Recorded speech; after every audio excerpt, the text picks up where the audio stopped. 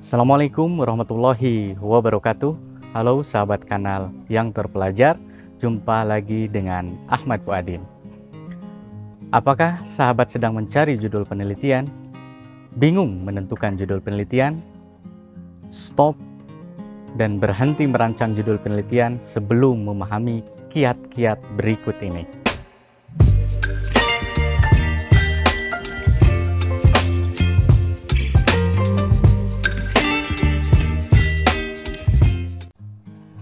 Kiat pertama, untuk dapat merancang judul penelitian, mulailah dengan mengamati suatu fenomena yang menarik untuk dikritisi dan dapat dijadikan objek penelitian.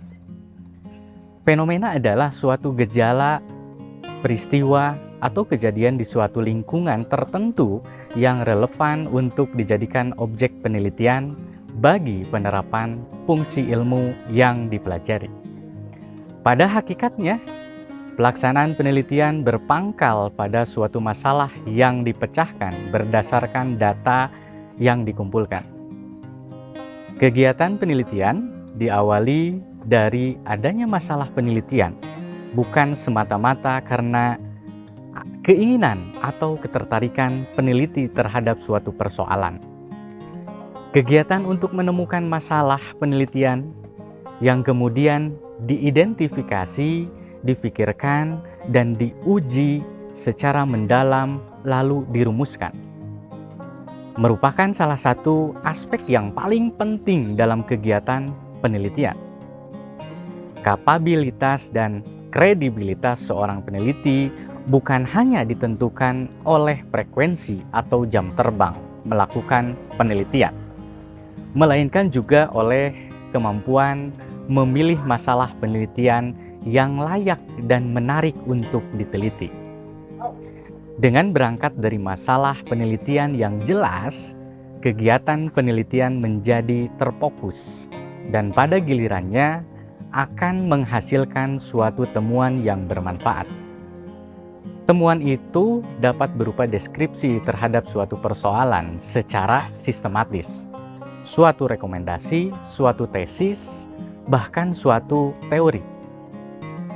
Kiat yang kedua, untuk dapat merancang judul penelitian dengan menentukan topik terlebih dahulu.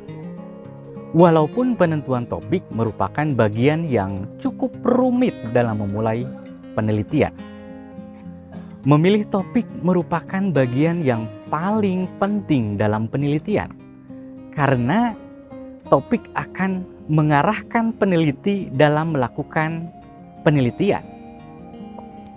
Lalu, bagaimana cara dalam memilih topik?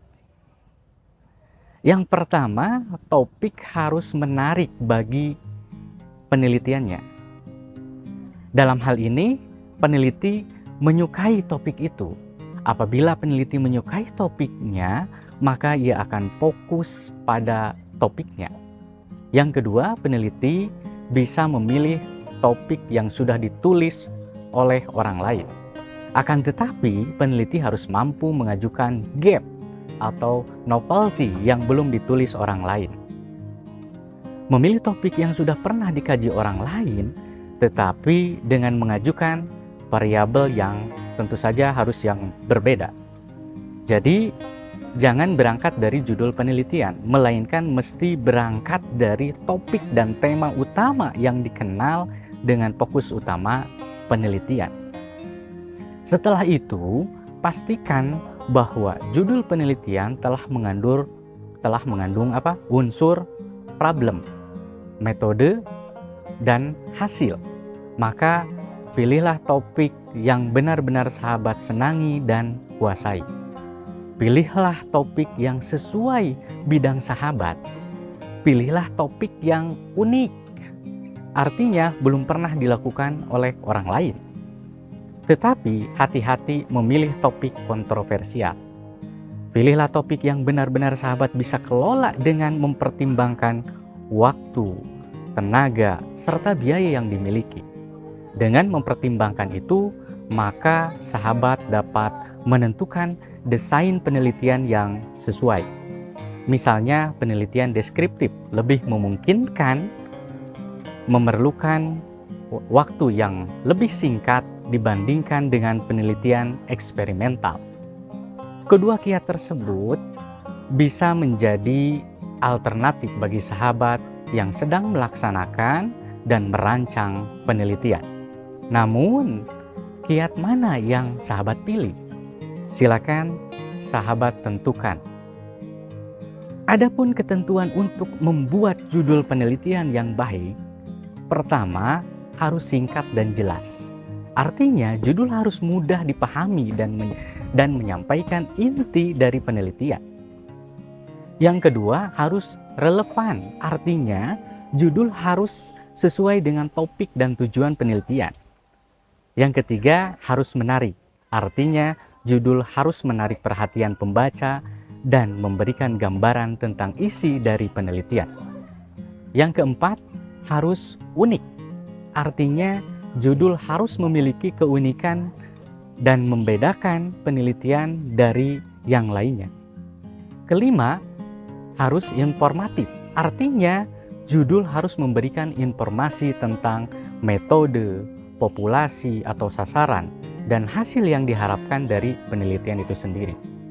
Demikian penjelasan singkat ini, semoga bermanfaat dan dapat menginspirasi sahabat semuanya. Jangan berhenti untuk belajar dan sampai jumpa pada video berikutnya. Salam Kanal Ahmad Fuadin.